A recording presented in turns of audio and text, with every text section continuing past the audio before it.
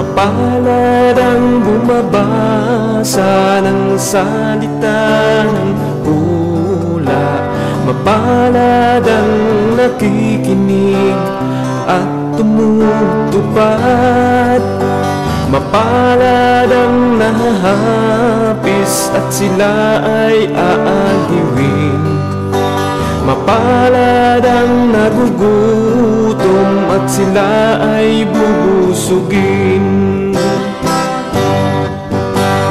Ang magtiis hanggang sa wakas, sila lamang ang maliligtas. Ang magtiis. Yan, mga kaibigan, mga kapatid, nakaraan ang atin pong tinalakay ay may kinalaman po sa 2 Peter chapter 3 verse 16. Kung inyo pong naalaala yung atin pong pag-aaral o pinag-aral ang nakaraang Sabado ng hapon, na kung papaano ang 2 Peter na binabanggit sa atin na mayroong mga bahagi sa loob ng kasulatan na minsan ay mahirap unawain. Mahirap maintindihan. Nasabi sa atin ng ikalawang Pedro sa kapitulo 3, talatang 16 at 17, ay ginagawa ng ibang walang tiyaga, ay binabaluktot. Ayan. Sa ibang salin, binabaluktot, binibigyan ng maling pakahulugan na gaya ng kanilang ginagawa sa ibang kasulatan. Verse 17, tayo'y mag-ingat, baka tayo'y maligaw dahil po sa ating katyagaan. Biro nagtsatsaga po kayo, pagkatapos ay makakalanghap at makakasagap kayo at makakatanggap kayo ng mga katuruan sa Biblia na binabaluktot. Binibigyan ng maling pakahulugan. Andyan na po ang 10 Commandments. Ayan, babasa sila ng mga talata sa loob ng Biblia at bibigyan nila ng maling pakahulugan para sabihin na ang 10 Commandments ay hindi na kailangan sa panahong ito. Madam Tunggala, hindi ba? Marami ang mga mananampalataya na iba't ibang samahang pananampalataya. Nanay Adelaida San Juan, di ba? Marami po ang nagbabasa ng Biblia, Sister Sertuyak family, na nagbibigay ng maling interpretasyon, nagbibigay ng maling pakahulugan sa mga tala ng Biblia. Lalo kung pag-uusapan ay 10 Commandments, ayan, marami silang talatang ginagamit para pamaliin na ang 10 Commandments ay hindi na kailangan sa panahong Kristiyano. Nariyan din ang araw ng Sabat, ayan, na napapaloob sa 10 Commandments, sa bahagi ng 10 Commandments ng Exodus 20. Marami silang dinadampot na mga talata sa loob ng bagong tipan para magbigay ng maling pakahulugan na ang Sabat ay hindi na kailangan sa panahon ng Kristiyano ayon sa kanilang maling pagpapakahulugan. At isa pa nga pagpaparatang nila dyan na ang Sabat ay sinira ni Kristo. Babasahin nila yung 5:18 ng Aklat ng San Juan at bibigyan nila ito ng maling pakahulugan. Yan. Ginagamit din nila, mga kapatid, Pansito family, ginagamit din nila yung ang ikapo ay hindi na kailangan sa panahong Kristiyano. Ang kailangan na lamang ay malayang pagkakaloob. Para bagang sa unang pandinig ay parang tila tama. Pero yun nga ang babala sa atin ni Apostol Pedro na tayo mag-ingat. Baka po sa ating katsatsaga ay tayo ay mailigaw dahil lamang sa lumalaganap ang mga pagtuturo at pagdampot ng mga tala sa loob ng Biblia at bibigyan ng maling pakahulugan. Binabaluktot ang katwiran ng Biblia. Kaya napakarami po niyan. Kaya tayo po ay nag-aaral ng salita ng Diyos upang malaman natin ang tamang interpretation, yung tamang pakahulugan ayon sa konteksto na hinihingi ng Biblia. Mayroon din ang pagbabaluktot tungkol dyan sa 1:1 ng San Juan, na si Kristo ang berbo, ang salita ng Diyos. Di ba? Yan, ang kanila namang bibigyan ng maling pakahulugan, si Kristo ay isa lamang haka. nasa isipan lamang ng Ama, wala pang kalikasan, ayan, bibigyan nila yan ng maling pakaulugan. Maging yung John 10:30, ayan, gagamitin nila yan, bibigyan nila ng maling pakaulugan na iisa ang Diyos. Isa ang pagkapersona ni Kristo, na siya rin ang Ama, siya rin ang Holy Spirit. Ayan, bibigyan nila ng maling pakaulugan yung salitang iisa. Ayan, kaya napakadelikado mga kaibigan, mga kapatid, kung hindi tayo papatnubayan ng banal na Espiritu sa ating pag-aaral. Huwag lamang po kayong umasa at makinig sa inyong mga tagapagturo.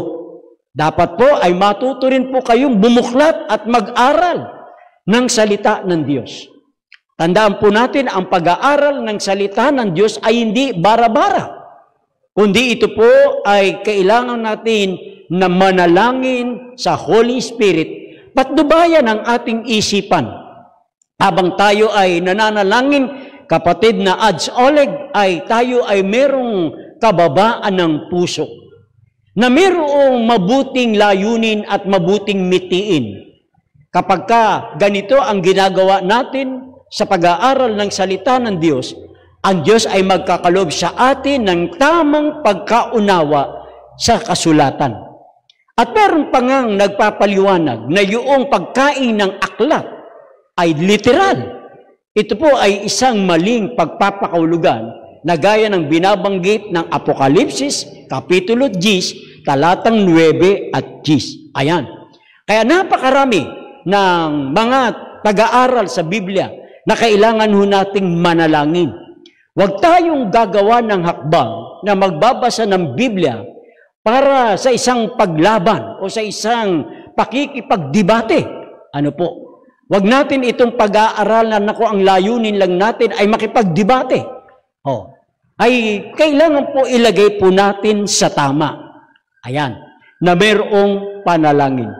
Hindi ko po sinasabing masama, bawal ang makipagdebate. Hindi ko rin po kayo ini-encourage na makipagdebate. Ang gusto ko lang puntos ay kung tayo po ay mag-aaral ng salita ng Diyos, ang dapat nating hanapin at ating idalangin kung ano ang kalooban ng Diyos na dapat po nating gawin. Ano po? Kaya na mayroong panalangin, abang binubuklat natin ang Bible, ayan, tayo po ay nakapanalangin na. Hayaan po natin na ang Bible, sapagkat ang Biblia ay may sarili pong interpretation. Yan po ay nasa konteksto, nasa background, kung bakit sinabi, kailan sinabi, para kanino, ano ang kalagayan. Ganyan po ang pag-aaral ng Biblia. Hindi ko po sinasabing master ko ang pag-aaral ng Biblia. Hindi ko po sinasabi sa kalagitnaan na magaling po ako sa Biblia. Hindi po. Meron lamang po kong katiting na naiintindihan sa pagbabasa at pag-aaral ng Biblia, na yan po ang aking isineshare po sa inyo.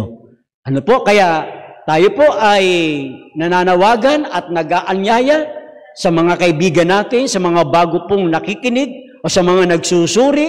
Ayan, kung meron po kayong problema tungkol sa Sabat, meron po kayong tanong tungkol sa Ten Commandments, sa pagka-Diyos ni Kristo, o sa ikapo, o anumang doktrina ng Seventh-day Adventist, wag mo muna kayong magtatanong sa iba.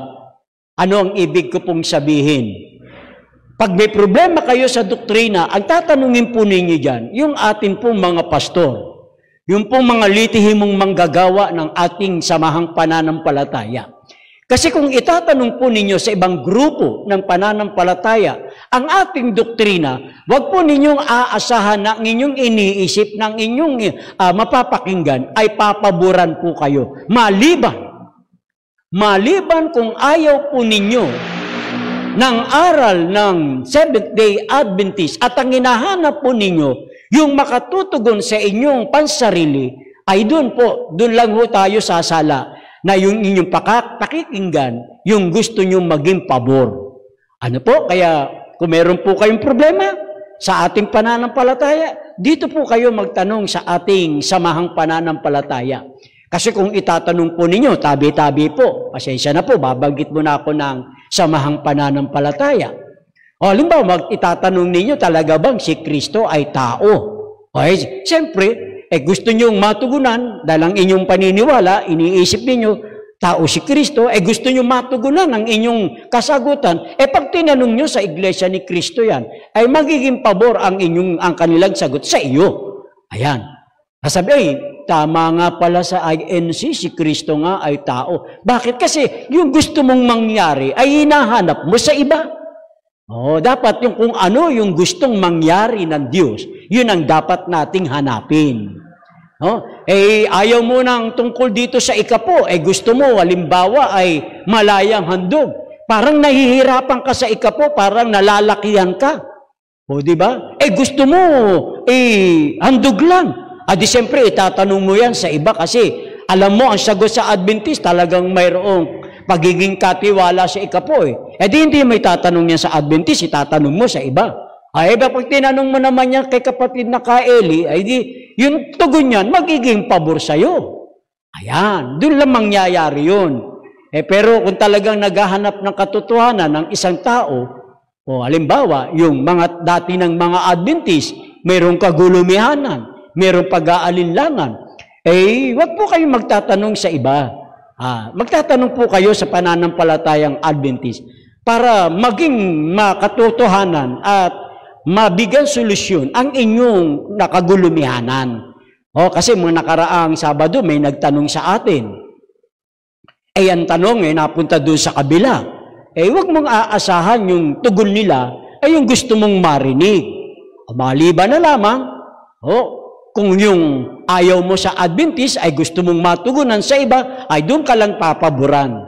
Diba? Kaya ang payo ko noon, sagot natin noon, kung kayo ay pupunta sa ibang relihiyon, o makikinig, magtatanong, wag yung doktrina ng Adventist ang iyong itatanong.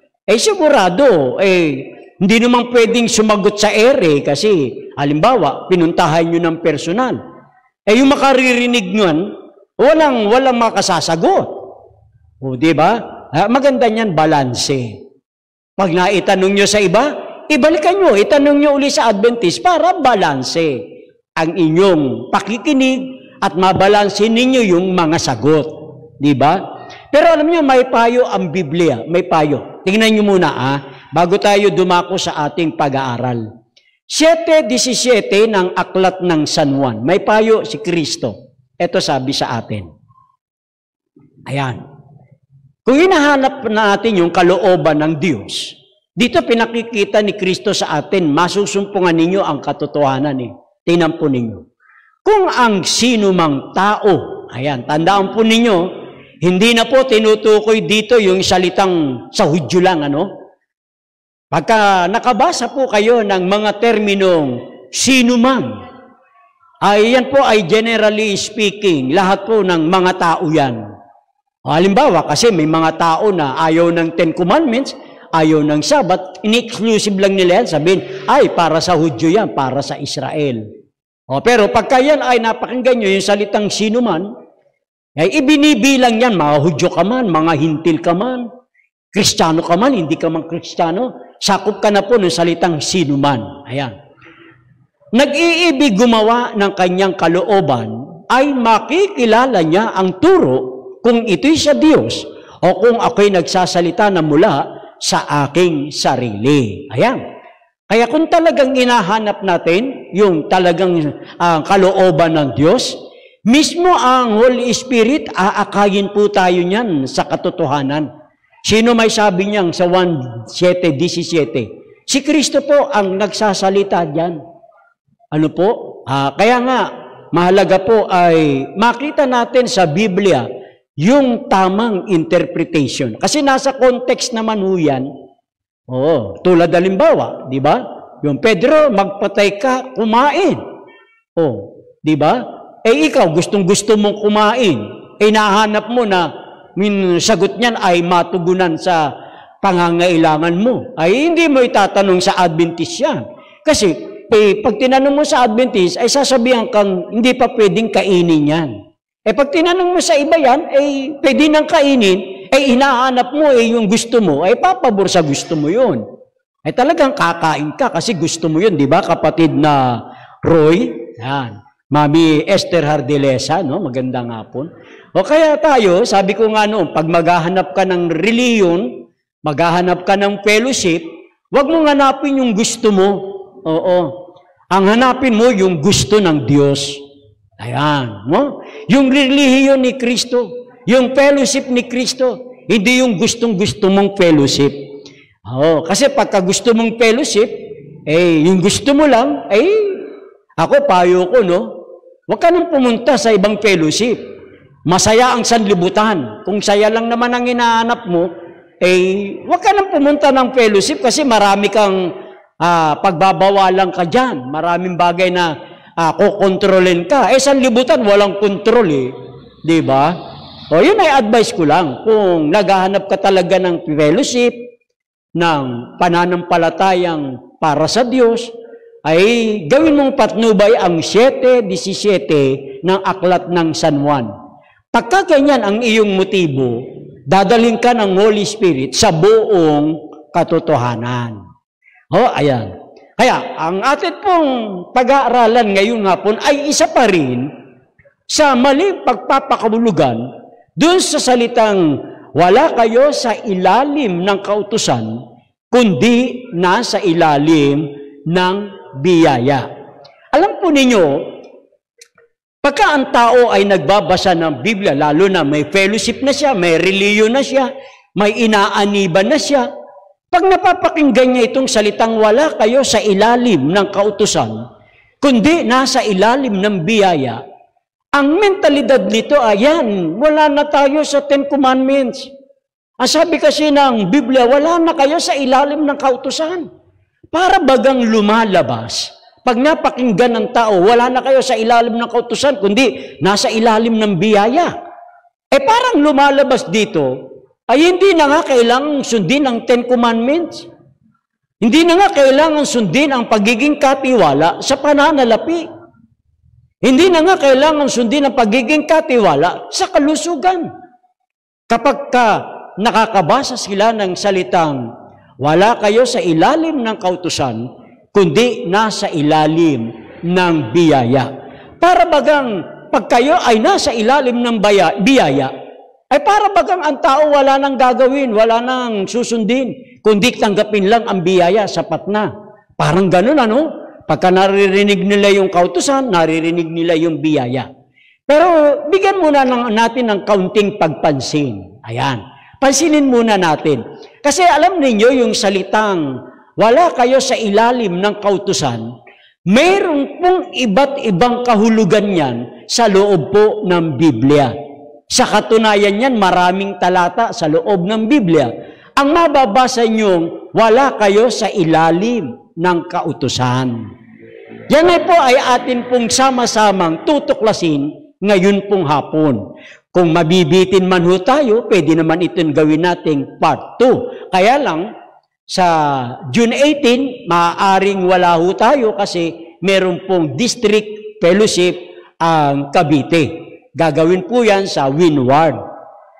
Kung susunod naman na Sabado, June 25, baka naman hindi tayo makapagprograma kasi naman po, meron naman po yung business meeting.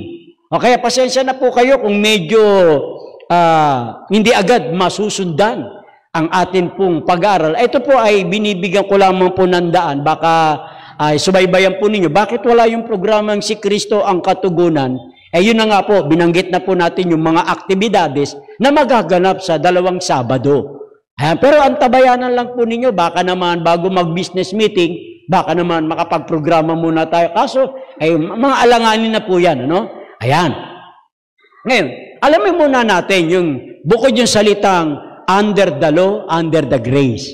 Ayan. Ano ba yung biyaya? Tatandaan po ninyo mga kaibigan, mga kapatid, ang aral po ng Seventh-day Adventist, tatandaan po ninyo, ang pag-aaring ganap, ang kaligtasan, ay hindi po nakasalalay sa pagsunod sa 10 Commandments o anumang uri ng batas.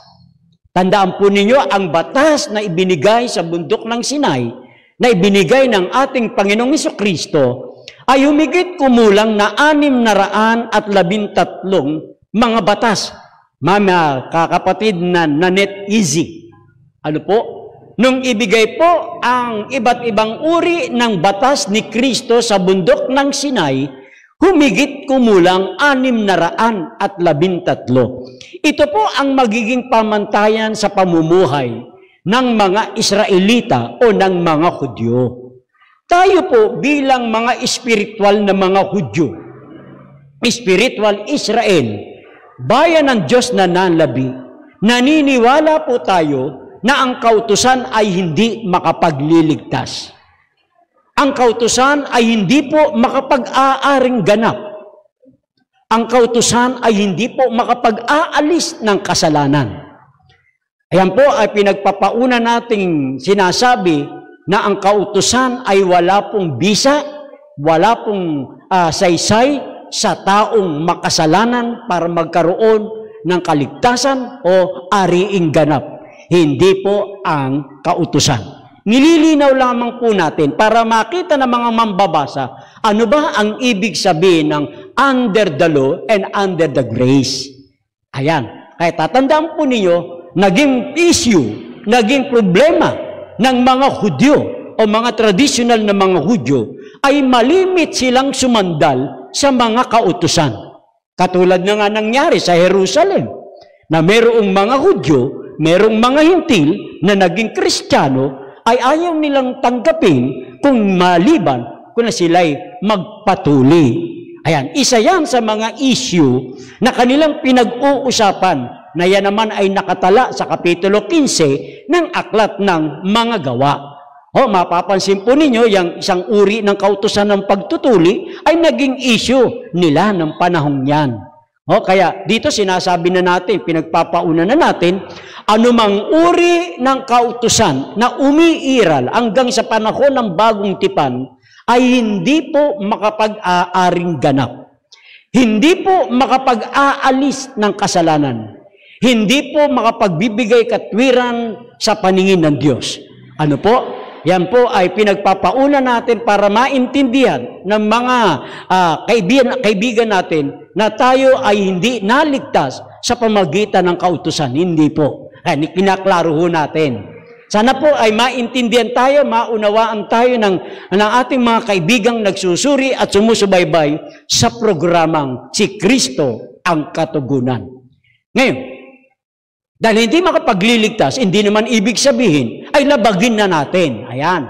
Ito naman ang opposite. Kung ang pagsunod sa kautusan ay hindi makapagliligtas, ay lalo na rin kung lalabagin po natin ang kautusan. Ayan. Kaya meron pong gampanin ang kautusan. O sabihin na natin 10 commandments. Sabat, pagkain. O ikapo, pagka-Diyos ni Kristo, Trinity. Ayan. Makikita natin sa loob ng Biblia, meron silang mga gampanin. Hindi nga sila makapagliligtas. Ay hindi ka rin maliligtas kung lalabagin. Ayan, no? Ngayon, dito muna tayo sa biyaya. Ano ba ang biyaya? Tatandaan po natin ang salitang biyaya, ito po ay pabor ng Diyos. Ito po ay grace, biyaya, habag, awa ng Diyos na ibinibigay kusa ng Diyos sa taong undeserved. Sa taong hindi karapat-dapat. Ayan. Ulit ko po, ang biyaya ay pabor ng Diyos. Sa ibang termino, ito ay loving kindness. Kagandahang loob ng Diyos. Sa taong hindi karapat-dapat. Yan po ang tinatawag na biyaya. Sa Hebrew niyan ay salitang chen. Ayan. Hebrew word, yan ay salitang chen. Sa Greek word po niyan ay charis. Ayan. Ngayon, tandaan natin na ang biyaya, kagandahang loob ng Diyos, ito po ang nagligtas sa atin. Ito po yung nahayag sa ginawa ng ating Panginoong Jesucristo hanggang doon sa krus ng Calvary. Kaya hindi po makapagliligtas ang gawa. Kundi yung ginawa ni Kristo ang siyang nakapagliligtas sa atin. Yung ginawa ni Kristo, hindi po yung ating magagawa. Ayan. Kaya sabi sa atin ng Bible Dictionary, Volume 8, page 420, ganito po ang sinasabi sa atin. Biyaya, grace is the hand of God reaching earthward. Yan, ibig sabihin, ito raw biyaya ay kamay ng Diyos na iniaabot sa sanlibutan o sa sangkatauhan. Ayan, iniaabot ng Diyos sa atin. Para naman maabot natin yung ipinaaabot ng Diyos sa atin, ito naman ang sabi sa atin, faith, pananampalataya, is the hand of men reaching up to take hold of God's hand. Ayun. Para maabot natin yun, yung iniaalok sa atin ng ating Panginoon, yun ay matatanggap natin sa pamamagitan ng pananampalataya. Yan nga ang sinasabi sa atin sa Kapitulo 2. Ayan, buklatan natin. Kapitulo 2 ng aklat ng Efeso mula sa verse 8 and 9. Iwan muna natin yung verse 10. Pinag-aaralan muna natin yung grace. Ayan. Okay? Sapagkat sa biyaya kayo'y nangaligtas sa pamamagitan ng pananampalataya at ito'y hindi sa inyong sarili, ito'y kaloob ng Diyos. Sa makatuwid, tama po. Sana po maunawaan po ninyo. Doon sa atin pong mayroong mang kaibang pananampalataya na nakikinig sa programang ito, tandaan po ninyo, naniniwala po tayo ayon sa kasulatan na tayo po ay naligtas sa habag ng Diyos, sa biyaya ng Diyos. Yung ginawa ni Kristo sa krus ng Calvary, doon po tayo naligtas. Gaya ng binabanggit sa Kapitulo 2 ng aklat ng Efeso. Tuloy natin sa talatang 9. Ayan. Hindi sa pamamagitan ng mga gawa upang ang sinuman ay huwag magmapuri. Ayan, tingnan po ninyo ang binabasa nating talata, naniniwala ho tayo na tayo ay naligtas ng biyaya. Sabi po yan sa Kapitulo 2, talatang 8 at 9 ng aklat ng Efeso. Tingnan naman natin si Apostol Pablo. Ano ang naging karanasan ni Apostol Pablo bago po siya naging isang mananampalataya? O bago siya tawagin Pablo, ang kanya munang pangalan ay Saulo. Sa mga nagbabasa ng Biblia, maaaring naiintindihan na, nauunawaan na kung ano ang naging unang kalagayan ni Apostol Pablo. Ayan, tingnan natin ang naging karanasan ni Apostol Pablo mula sa isang pagiging kriminal hanggang siya ay tawagin ng Diyos. Tingnan po natin ang kanyang naging karanasan sa unang Timothy, chapter 1, simulan po natin sa verse 12, hanggang 16. Tingnan po ninyo ang nagawa ng biyaya.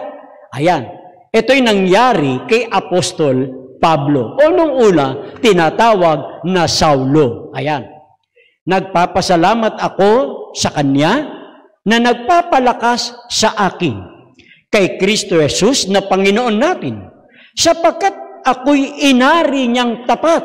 Ayan, inaring tapat, inaring ganap, itinuring na banal, itinuring na pawang hindi nagkasala, nang ako'y inilagay sa paglilingkod sa Kanya. Verse 13. Bagaman ng una, ako'y naging mamumusong at mang-uusig at mang-aalipusta, gayon may kinahabagan ako, sapagkat yaoy ginawa ko sa hindi pagkaalam sa kawalan ng pananampalataya. Verse 14. At totoong sumagana ang biyaya ng ating Panginoon na nasa pananampalataya at pag-ibig na pawang kay Kristo Jesus. Nakita po ninyo mga kaibigan. Ayan, tuloy muna natin sa talatang 15. Tapat ang pasabi at nararapat tanggapin ng lahat na si Kristo ay naparito sa sanlibutan upang iligtas ang mga makasalanan na ako ang pangulo sa mga ito. Talatang 16. Gayunmay dahil dito, kinahabagan ako upang sa akin na pangulong makasalanan ay maipahayag ni Kristo ang buong pagpapanuod niya na halimbawa sa mga nagsisampalataya sa Kanya sa ikabubuhay na walang hanggan. Napakaganda ang naging karanasan ni Apostol Pablo. Napansin niyo mga kaibigan, mga kapatid, kung papaano ang nagawa, kapatid na brother Nak, ang nagawa ng biyaya sa kabila ng si Apostol Pablo ay pangulo, pangunahin, mang-uusig, mamumusong, mamamatay tao. Pero ang sabi sa atin, yung biyaya na yun ang nag-akay kay Apostol Pablo para ilagay siya sa gawaing paglilingkod. Nakita po ninyo mga kaibigan, mga kapatid, na yung biyaya na kusang ibinibigay ng Diyos ay tinatanggap ng taong merong pong pananampalataya. O, isa pa, tingnan natin kung bakit nasabi ni Apostol Pablo na siya yung pangulong makasalanan. O, dahil siya ay mamumusong, mang-uusig. Tingnan po natin ang aklat ng Galacia. Ayan. Tingnan natin, ano ba yung kanyang ginawa? Bakit ba siya naging pangulo na makasalanan? Tapos kinahabagan siya ng Diyos dahil doon sa biyaya. Ayan. Kapitulo 1 ng Galacia, simulan natin sa talatang 13 hanggang 16. Ayan, tingnan natin. Sapagkat inyong nabalitaan ang aking pamumuhay ng nakaraang panahon sa relihiyon ng mga Hudyo, kung paanong aking iniusig na malabis at nilipol ang iglesia ng Diyos. Verse 14, at ako'y nangunguna sa relihiyon ng mga Hudyo, nang higit kaysa marami sa aking mga kasinggulang, sa aking mga kababayan. Palibhasay, totoong masikap ako sa mga salit-saling sabi ng aking mga magulang. Verse 15, ngunit nang magalingin ng Diyos na siyang sa akin ay bukat pa sa tiyan ng aking ina, at ako'y tawagin sa pamamagitan ng kanyang biyaya. Talatang 16, na inihayag ang kanyang anak sa akin, upang siya'y aking ipangaral sa gitna ng mga hintil, pagkaraay hindi ako sumangguni sa laman at sa dugo. Nakita po ninyo mga kababayan, mga kaibigan, mga kapatid, ang naging karanasan ni Apostol Pablo bilang pangulo ng makasalanan na mang-uusig sa iglesia ng Diyos. Pero dahil sa pagtawag ng biyaya, ginawa siyang guro, apostol, ministro sa mga hintil. Nakita niyo mga kaibigan, mga kapatid, ang nagagawa ng biyaya ng Diyos. Kaya kailangan po natin sa panahong ito, mga kaibigan, mga kapatid, na si Kristo'y tanggapin natin sa ating buhay. Tanggapin natin si Kristo bilang ating Panginoon, tagapagligtas, Hari ng mga hari, Panginoon ng mga Panginoon. Tandaan po natin sa buhay na ito, siya lamang po ang tanging nating pag-asa. Siya lamang ang pwede nating maasahan para sa isang matagumpay na pakikipagbaka sa sanlibutan ito. Kaya nga ang sabi sa atin, si Kristo ang katugunan. Ayan mga kaibigan, mga kapatid. Ngayon, pagkatapos nating maunawaan at maintindihan na ang biyaya ng Diyos ay kanyang ginawa doon sa krus ng Calvary, ay matatamo natin ito sa pamagitan ng pagtanggap na ito'y pananampalataya. Inuulit ko po, Bible Dictionary, Volume 8, page 420, grace is the hand of God reaching earthward. Faith is the hand of man reaching up to take hold of God's hand. Ayun. Kaya merong iniaabot ang Diyos, ayan, yun ang tinatawag na biyaya. Para maabot natin ang biyaya, yun naman ay matatanggap natin, maaabot natin, mahahawakan natin sa pamamagitan ng pananampalataya. Siguro po, nakakaintindihan po tayo at nagkakaunawaan tayo sa issue ng biyaya. Punta na po tayo doon sa terminong under the law. Ano ba ang ibig sabihin nito? Ayan. Unang talata tungkol sa under the law. Tingnan po natin ang Galatia 4:4. Ganito ang sinasabi sa atin. Habang tinatype, bubuklat na po ako ng Bible, ayan, para masundan natin ang atin pong pag-aaral. Ayan. Galatia 4:4. Ganito ang sabi sa atin, kapatid na Set Evangelista. Ito po. Datapwat nang dumating ang kapanahunan, ay sinugo ng Diyos ang kanyang anak, ipinanganak ng isang babae na ipinanganak sa ilalim ng kautusan, under the law. Ayan. Baka na naman, kaya nilinaw natin kanina, baka sa tuwing maiisip at mababasa at makitapakinggan nila, yung salitang under the law, ay agad nilang tinatakbo ay 10 Commandments. Ay, ikapo, ay tungkol sa pagkaing malinis at marumi. Kaya binibigyan nating pansin na yung salitang under the law ay may iba't ibang kahulugan ayon po sa Biblia. Ngayon, ano ba itong under the law sa Galatia 4:4? Alam nyo, marami tayong mapupulot dito. Dito lamang sa talatang ito. Pansinin po ninyo, datapwat nang dumating ang kapanahunan, sinugo ng Diyos ang kanyang anak. Ang ibig sabihin, bago maganap ang Galatia 4:4 niyan, ay ipinagpauna na. Sabi nga ng English version niyan but when the fullness of the time was come, God sent forth His Son, made of a woman, made under the law. Ayan, fullness of the time. Panahon ng dumating. Bago itala ni Apostol Pablo ang Galatia 4:4, ipinagpauna na ng matandang tipan tungkol dito sa kapanahunan na si Kristo ay susuguin, si Kristo ay ipanganganak ng isang babae sa ilalim ng kautusan. Siguro maganda kumuha muna tayo ng English version para makita natin yung salitang under the law. Ano bang ibig sabihin nito? Okay, siguro kapatid na sino nga ba ito? Beltran, kapatid na Beltran, ayan. At medyo masaya ang inyong usapan dyan Ayan, Tingnan natin sa Good News Bible. Ano ba yung under the law na tinutukoy ni Apostol Pablo rito? Ayan, tingnan ninyo.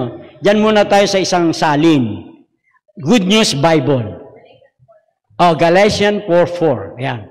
But when the right time finally came, God sent His own Son. He came as the son of a human mother and lived under the Jewish law. Ayan. Nakita po ninyo. Binanggit ng Good News Bible ay Jewish law. Ang kautusan ng mga Hudyo. Ito po yung kautusan na hindi sumasaklaw sa mga batas ng mga Hintil. Inuulit ko po. Ang Jewish law ay hindi sakop ang batas na ito ng mga Hintil. Opo, kung paanong si Jesus Christ ay dumating ang tamang panahon, ipanganganak ng isang babae sa batas o sa kautusan ng mga Hudyo. Mamaya aalamin natin, ano ba yung kautusan ng mga Hudyo kung saan si Kristo ay nagpasakop maging si Apostol Pablo? Ayan, under the law, tinitingnan po natin yan. Ngayon, tingnan natin na dumating na yung tamang panahon na si Kristo ay ipanganganak. Tingnan po natin ang Daniel chapter 9, verse 24 and 25. Ayan. Sa isahin muna natin, maganda kasi nasa Galatia 4:4 Ayan, di ba? 7 times 7 years is the length of time God set for freeing your people and your holy city from sin and evil. Sin will be forgiven and eternal justice established so that the vision and the prophecy will come true and the holy temple will be rededicated. Ayan, no? Yan. Note this, understand it from 25 na yan. From the time of the command is given to rebuild Jerusalem until God's chosen leader comes. 7 times, 7 years will pass. Jerusalem will be rebuilt with streets and strong defenses and will stand for 7 times, 62 years, but this will be a time of trouble. Kinuha mo yan, Good News Bible, ano? Sa English version, sa King James. Ayan. May gusto akong papansin po sa inyo sa, ayan. Yan, dito na po sa 25. To finish, 25 yan. To finish or to restore and build Jerusalem unto the Messiah, ayan, the prince shall be 7 weeks. Pinakikita na sa timetable ng Galatia 4:4 na mayroon pong ipinagpauna ang propesiya na si Kristo ay ipanganganak. Yung tamang panahon, yung timetable. Diba? Ngayon, yung timetable na yan ay magaganap sa pagkapanganak ng isang babae, born of a woman. Ayan. Ano ang sabi sa atin ng 7:14 ng aklat ng Isaiah? Tingnan natin. Kaya makikita nyo, iniisa-isa natin yung pagkakabanggit ng Galatia 4:4. Ayan. Tingnan natin. Sige lang po, kahit na Tagalog, dumating na tayo doon. Yan. Kaya't ang Panginoon nga ay magbibigay sa inyo ng tanda. Narito ang isang dalaga ay maglilihi at manganganak ng isang lalaki at tatawagin ang kanyang pangalan na Emmanuel, God with us. Yan. Makikita naman ninyo yan sa Bagong Tipan. Ang katuparan niyan ay nasa 1:23 ng Mateo. Sa makatwid, yung timetable ng Galatia 4:4 nang namangyari po yun nung ipanganak ni Maria si Jesus Christ sa ilalim ng batas ng mga, yan, na-type sa atin. Narito, ang dalagay magdadalang tao, manganganak ng isang lalaki, at ang pangalang itatawag sa kanya, Emmanuel, na kung liliwanagin, ay sumasa atin ang Diyos.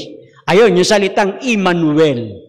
Ayan, nakita na natin, 7:14 ng Isaiah, sinasagot ng 1:23 ng Mateo, doon po sa Galatia 4:4. At isa pang nais nating mapansin, ipinanganak ng isang babae.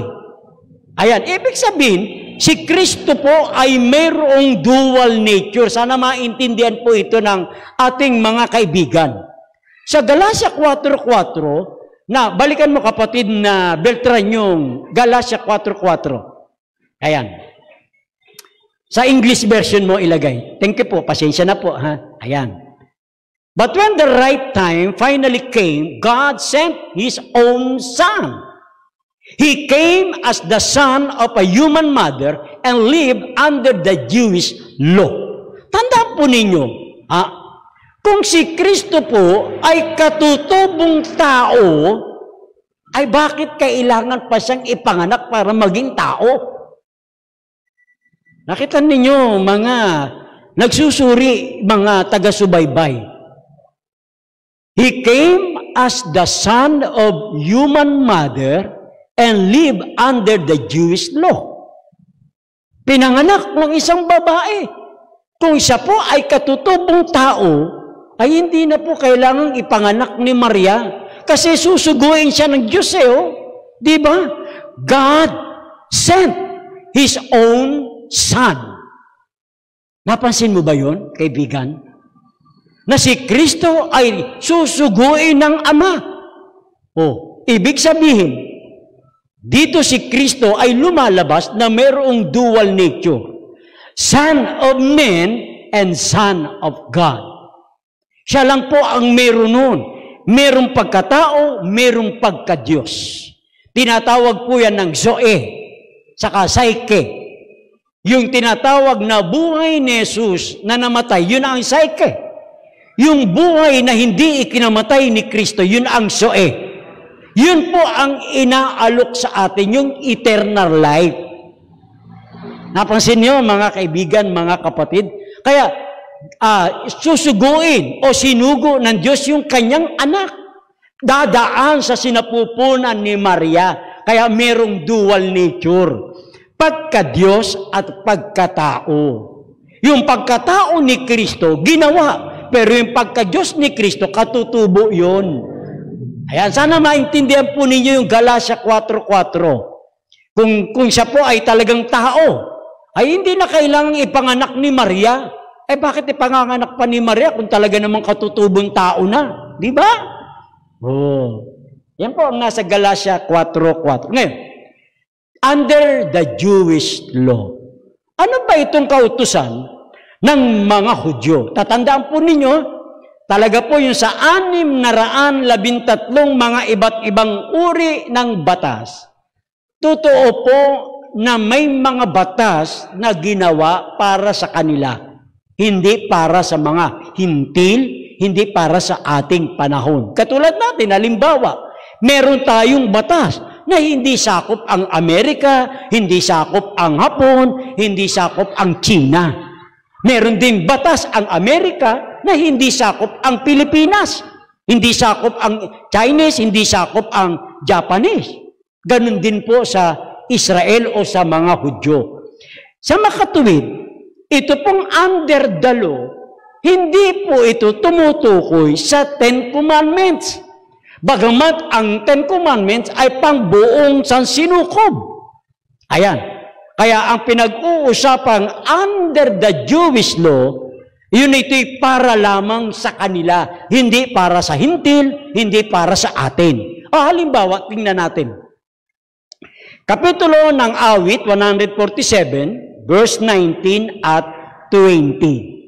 Ayan, tingnan natin. Okay? Mga Awit 147, verse 19 at 20. Kanyang ipinabatid ang kanyang salita sa Jacob at kanyang mga palatuntunan at mga kahatulan sa Israel.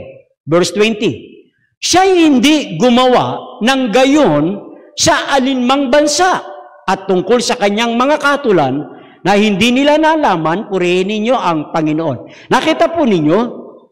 Totoo po mga kapatid, mga kaibigan, sana po ay tigilan na po ninyo ang pagtututol sa Ten Commandments sa ikapo tungkol sa malinis at sa marumi. Totoo po na may kautusan na hindi tayo sakop. Ito na nga po yung pinag-aaralan natin under the Jewish law. Kung saan si Kristo at si Pablo'y nagpasakop dito. Hindi po Ten Commandments ang tinutukoy dito. Kasi po ang Ten Commandments ay pangbuong sansinukob. Mapahintil, mapahudyo, mapa-hindi Kristiyano, mapa-Kristiyano, sakop po ng Ten Commandments. Wala pong bansa, wala pong lugar na free ang tao sa karahasan. Hindi po. Wala pong bansa, wala pong lugar na pwede nang pumatay, malaya nang magnakaw. Wala pong batas na ganyan na pwede na. Ano po? Hindi po. Kaya ang Ten Commandments, hindi pwedeng mawala, hindi po pwedeng ipako sa cross. Kaya inuulit natin yung under the Jewish law, ito yung batas angkop lamang para sa kanila, hindi sakop ang mga hintil. Paano si Apostol Pablo ay nagpasakop dito sa ilalim ng kautusan ng mga Hudyo? Balikan natin. Chapter 21 ng Aklat ng Mga Gawa. Ayan. Simulan natin sa verse 21 hanggang 26. Ayan. Mahaba pa naman ang ating oras. Ayan. Na magkagayoy, isinama ni Pablo ang mga tao at nang sumunod na araw, nang makapaglinis na siyang kasama nila, ay pumasok sa templo na isinaysay ang katuparan ng mga araw ng paglilinis. Hanggang sa ihain ang haing patungkol sa bawat isa sa kanila. Verse 22. Teka, parang nasa... Okay, sige, wag na. Total, mahaba na yun. 21 hanggang 26. Tiro Tobias, ano? Ibig sabihin, itong under the law, ito ay may kinalaman sa kautusan ni Moises o yung tinatawag na kaugalian. Kung paanong si Kristo at si Pablo ay nagpasakop dito sa kautusan ni Moises. Ayan, yung mga kaugalian tulad ng paglilinis. Dito nagpasakop si Kristo, yung tinatawag na Jewish law. Under the Jewish law. Nasa ilalim ng kautusan ng mga Hudyo. Sa katunayan, si Kristo ay nagpasakop dito. Naalaala nyo? Nung siya ay ihandog, ayan, sa lahat ng mga panganay, nagdala siya nung bato-bato. Ayan, Nagpasakop si Kristo rito sa batas ng mga Hudyo. Yung paghahandog ng mga panganay, pag hindi kaya ay kalapate, kung tawagin ay bato-bato. Makikita nyo yan sa Kapitulo 2 ng Aklat ng Lucas. Ayun, na mahaba nga la pong talakayin po yun, kaya sinurkat na ho natin. Yan, dito nagpasakop si si Kristo at si Apostol Pablo tungkol dito sa mga kaugalian. Kung tawagin natin kautusan ni Moises, under the Jewish law. Hindi po yan 10 Commandments. Ayan, no? Ayan. O, isa pa yan. No? Sige po. Ayan, magandang hapon. Mangyan. Ikalawa pong aklat na ating pong pag-aaralan tungkol po rito sa salitang under the law. Ayan. Gaya na sinasabi natin, pagka nabasa nyo yung salitang under the law, huwag nyo agad sasabihin, wala na tayo sa ilalim ng kautusan, ay lalabas yan, hindi na kailangang sumunod sa 10 Commandments. Hindi po ganon. Yan yung sinasabi ni Apostol Pedro na, naku, mali na namang pagbibigay ng kahulugan. Binabaluktot na naman, di ba? Ngayon, punta tayo sa Galatia chapter 3, verse 23 hanggang 28. Pansinin naman ninyo, meron na naman diyang ginamit na salitang under the law. Ayan, tinan po ninyo ha. Kaya, doon pa lamang sa nagbubukas o bago pa lamang nanonood, nagbubukas ng programa, ang topic po na atin pong sama-samang pinag-aaralan ay may kinalaman po sa salitang under the law. Kasi ang mentalidad, ang isipan kagad, ang conclusion ng mga nagbabasa at nakakapakinig sa ibang samahang pananampalataya, pag narinig nila, ay wala na kayo sa ilalim ng kautusan, kundi nasa ilalim ng biyaya. Ang kanilang conclusion, hindi na kailangan sundin ang 10 Commandments. Ay wala nang sabat, wala nang ikapo, wala nang utos tungkol sa malinis at marumi. Dahil nasa ilalim na tayo ng biyaya. Ayun, di ba? Kaya mga tao ngayon nalilito. Kaya dito yung nililinaw natin. Kaya yung salitang under the law, may iba't ibang kahulugan ayon sa Biblia. Una, nabanggit na nga natin, yung under the Jewish law, may kilalaman doon sa paglilinis, kung tawagin mga kaugalian. Ang tawag ko dyan ay kautusan ni Moises. Kung saan nagpasakop si Pablo, nagpasakop si Kristo. Sumunod naman ang pangungusap na under the law, itong nasa Galatia 3, 23 hanggang 28. Manapa siguro ay basahin natin dahan-dahan para masubaybayan po ninyo kung ano ang ibig sabihin ng under the law. Yan.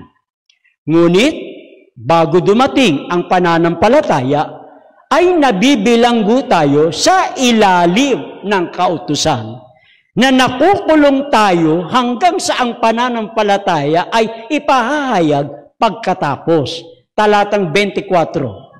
Ano pat ang kautusan ay siyang naging tagapagturo natin upang ihatid tayo kay Kristo, upang tayo'y ariing ganap sa pamamagitan ng pananampalataya.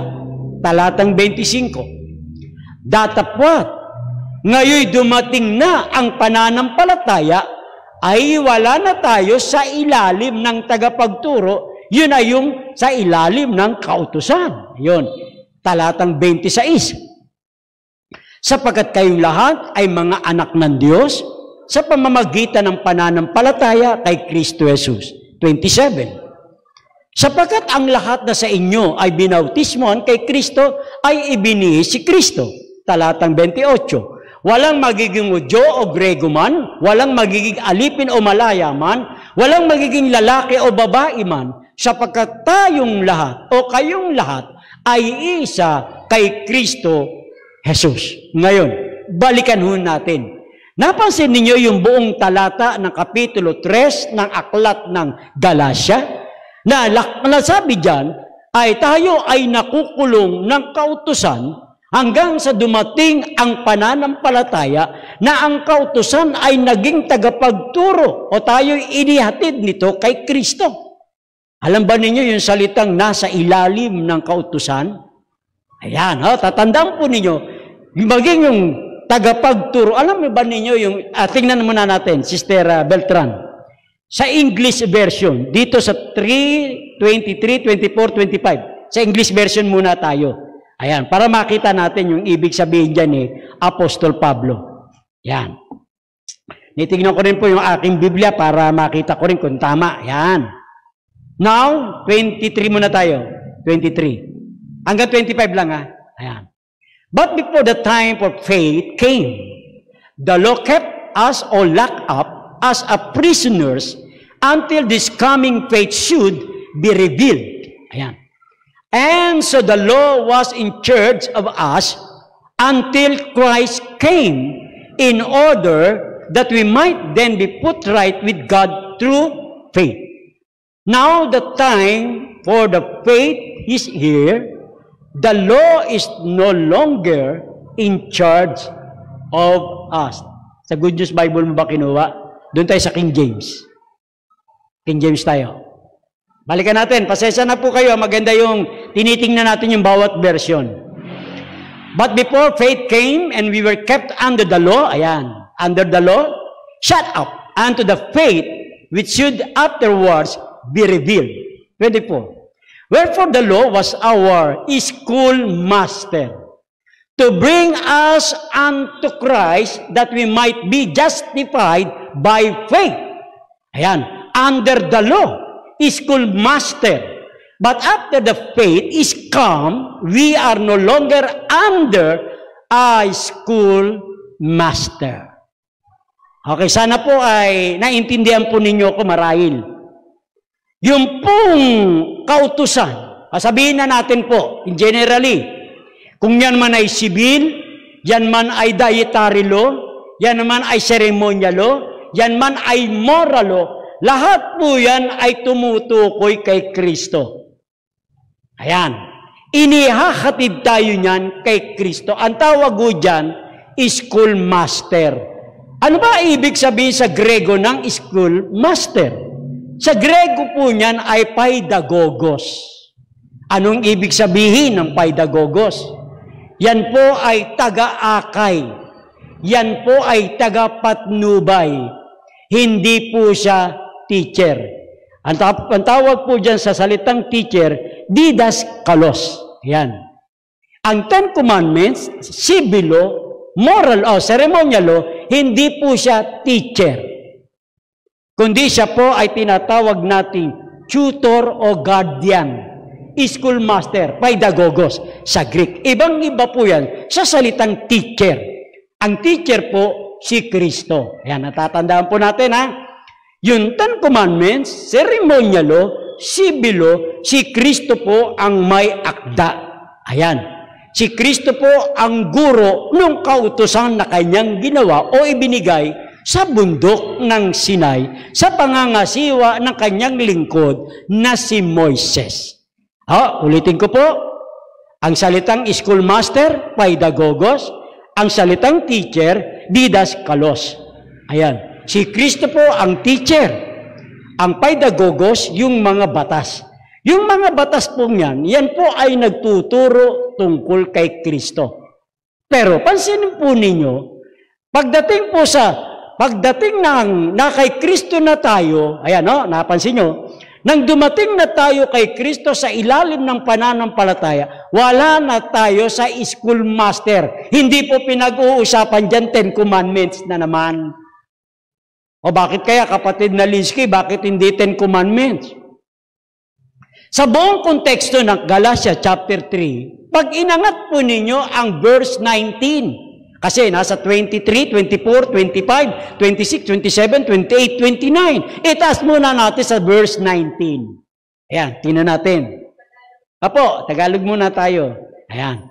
Ano nga ang kabuluhan ng kautosang idinagdag dahil sa pagsalangsang hanggang sa pumarito ang bini? Sino yung bini? Walang iba kundi si Kristo pag tinaas nyo sa talatang 16. Si Kristo yung nasa 16, pagdating sa talatang 19, ano nga ang kabuluhan ng kautosang idinagdag? Dahil sa mga pagsalangsang hanggang sa pumarito ang bini na siyang pinangakuan. At ito'y iniutos sa pamagitan ng mga anghel sa kamay ng isang tagapamagitan.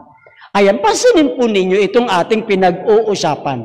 Bakit hindi natin sinasabi na yung salitang under the law, doon sa Kapitulo 3, 23, 24, 25, na inihahatid tayo kay Kristo. Pagdating natin kay Kristo, na sa pamagitan ng pananampalataya, wala na tayo sa ilalim ng schoolmaster o ng pedagogos.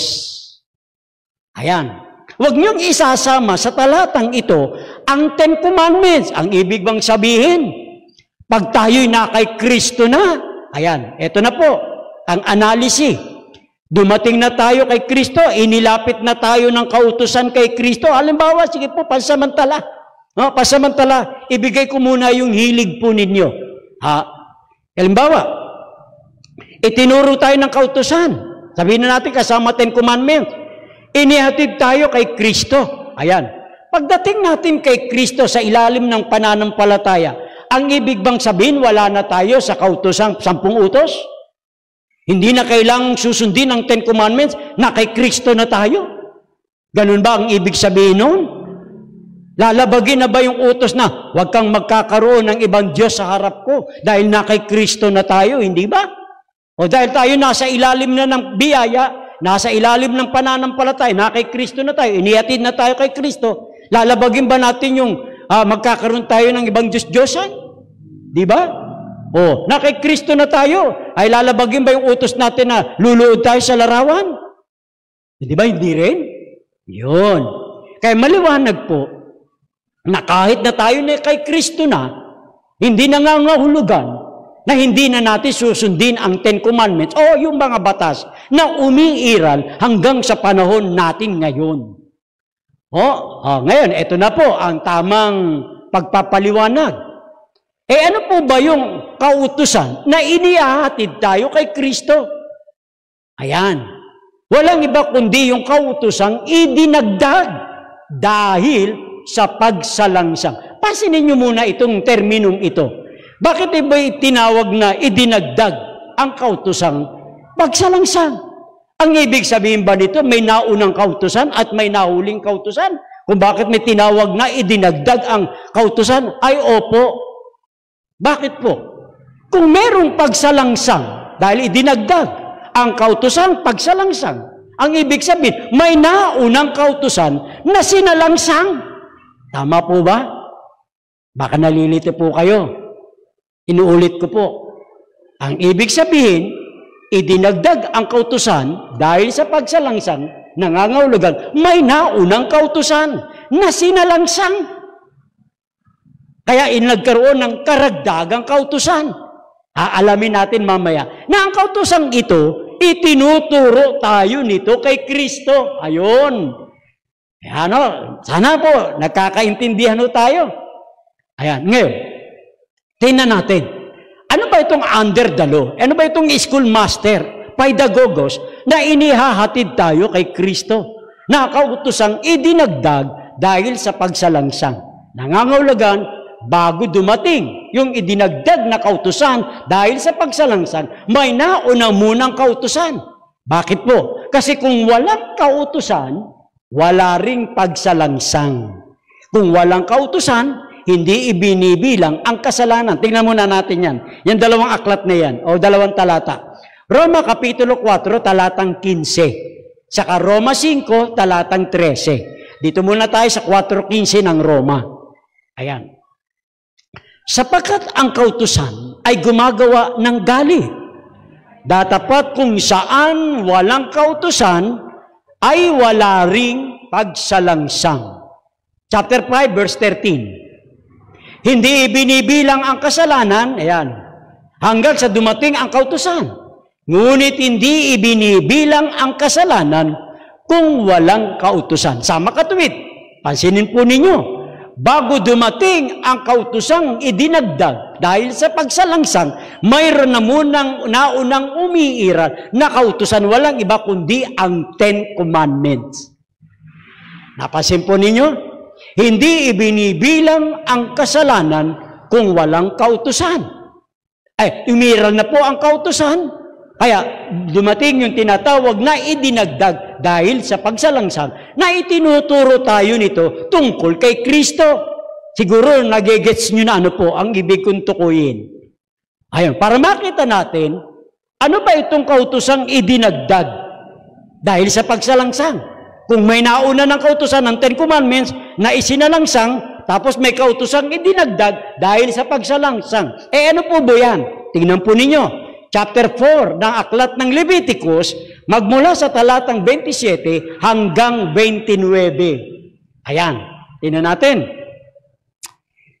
At kung ang sinumang karaniwang tao sa bayan ay magkasala ng hindi sinasadya sa paggawa sa alinman sa mga bagay na iniutos ng Panginoon na huwag gawin at maging makasalanan. 28. Kung maipakilala sa kanya ang kanyang kasalanan na kanyang pinagkasalahan, ay magdadala siya ng pinakaalay niya na isang babaeng kambing na walang kapintasan dahil sa kasalanang pinagkasalahan niya. Ito na, nakikita nyo na yung tinuntumbok ng ating pag-aaral. At ipapatong niya ang kanyang kamay sa ulo ng handog dahil sa kasalanan at papatayin ang handog dahil sa kasalanan sa lagayan ng pagsusunugan ng handog. Ngayon, siguro, kayong mga nanonood at nagbabasa at nakikinig na naglalaro na sa inyong isipan na tinutukoy ni Apostol Pablo na under the law, paidagogos, yung idinagdag na kautusan, walang iba, yung kautusan ng paghahandog. Ayan. Yung kautusan ng paghahandog, sa tuwing magkakasala, ang mga Hudyo o mga Israelita, ay requirements, magdadala sila ng kambing, ng toro, ng baka, o ng usa, o anumang hayop na malilinis, na walang batik, na yung pong paghandog na yun ay iniisip, na yun ay pinatutungkol sa isipang si Kristo ang kauuwian nun. Nakita po ninyo mga kaibigan, mga kapatid, yung bawat handog ng walang kapintasan dahil sa pagsalangsang, ito ay nagtuturo sa isipan na si Kristo yung handog na magaganap sa krus ng Calvary. O kaya itinuturo tayo ng alin? Nung kautusang paghahandog, nang wala pa sa ilalim ng pananampalataya, tayo ay nakukulong ng kautusang ito. Yun ang ibig sabihin nun eh. Di ba? Tayo ay nasa ilalim ng kautusang ito alin? Nung paghahandog. Nung hindi pa dumarating yung binhi na pinangakuan. Pero nung dumating na si Kristo, sabi nga ng Galatia 4, yung handog na ito ng pagsalangsang ay itinuturo tayo nito kay Kristo. Kaya pagdating ni Kristo sa krus ng Calvary, na siyang tinutukoy sa Galatia 3, na nagtuturo sa atin kay Kristo, kaya wala na tayo sa ilalim ng tagapagturo. Walang iba kundi ang seremonya law. Nakuha niyo ba mga kaibigan, mga kapatid? Ano po? Naintindihan niyo na po ba ako? Nasusubaybayan niyo na po ba ako? Ay, meron tayong dalawa pa lamang aklat. Mula doon sa Galatia 4:4, under the law, hindi po 10 Commandments. Kundi may kinalaman po sa paglilinis, may kinalaman po sa kaugalian, may kinalaman po sa kautusan ni Moises. Kung saan si Kristo at si Apostol Pablo ay nagpasakop dito. Pagdating naman po sa Galatia 3, mula sa Kapitulo 3, talatang 23 hanggang 25, yung talatang under the law ay may kinalaman po sa schoolmaster, sa Grego, paidagogos. Ito po ay nagtuturo sa atin kay Kristo. Kaya pagdating ni Kristo, na siyang tinutukoy o inaaninuhan ng mga handog na walang kapintasan. Sa katunayan nga, mga kaibigan, mga kapatid, nung si Kristo po ay mapako sa krus, sumigaw po siyang naganap na. Basahin po natin ang Mateo 27, magmula sa talatang 50 at 51 ng aklat ni San Mateo, chapter 27. Ayan. At muling sumigaw si Jesus ng malakas na tinig at nalagot ang kanyang hininga. At narito ang tabing ng templo'y nahapak na nagkadalawa buhat sa itaas hanggang sa ibaba, at nayanig ang lupa at nangabaak ang mga bato. Alam mo ba ninyo ang kasaysayang ito, mga kaibigan? Kung sino man po ang nakaalaala o sa mga bagong nakikinig, kung ito man inyong i-share, ang tinatawag na templo ng una ay itinayo ni Moises. Na ang Diyos mismo ang nagpatayo, nagpagawa, pero ang manggagawa ay si Moises. Kaya ito ang tawag sa Bible, ang templo o santuaryong itinayo ni Moises, kapatid na Hamora. Ano po? Pero yung ikalawang templo na nasa langit, hindi si Moises ang gumawa, kundi si Kristo. Kaya pansinin po ninyo, sa santuaryong ipinatayo ng Diyos kay Moises, nung sila'y makalabas mula sa Ehipto at nakarating sila sa disyerto, ang itsura ng santuaryo ay mayroong dalawang bahagi. Yung banal na dako at kabanal-banalang dako. Nahahati po yan sa pamagitan ng kurtina. Ang nasa likuran po niyan ay Ark of the Covenant na siyang kinaroroonan ng Ten Commandments. Na nasa harap ng kurtina, yan naman ay altar of incense. Nasa left, saka nasa right, yan po ay table of shewbread at 7 candlesticks. At nasa labas po ay tinatawag na laver at sumunod ay ang tinatawag na altar of burnt offering. Pag tinignan niyo po yan mula sa altar of burnt offering, laver, table of shewbread, 7 candlestick, altar of incense, kurtina, pagkatapos ay Ark of the Covenant, yan po ay cross. Nakita po ninyo, the gospel. Ayan, lahat po yan ay tumutukoy sa ating Panginoong Jesucristo. Sa kanyang ministry, ayan. Dinerecho po ninyo, altar of burnt offering, laver, 7 candlestick, table of shewbread, altar of incense, the Ark of the Covenant, ayan ay cross. Okay po? Ngayon, yung kortinang naghihiwalay sa banal na dako at sa kabanal-banalang dako, nung si Kristo ay mabayubay sa krus ng Calvary, nang siya'y sumigaw ng naganap na, nagkaroon ng malakas na lindol. Nauga. Yung kortinang naghihiwalay sa banal na dako at kabanal-banalang dako ay nahati. Ibig sabihin po nun, yung unang bahagi, yung kabanal-banalang dako, ay titigil, magwawakas. Yung tinatawag na larawan ng paghahandog na ang inaaninuhan niyan ay si Jesus Christ. Di ba?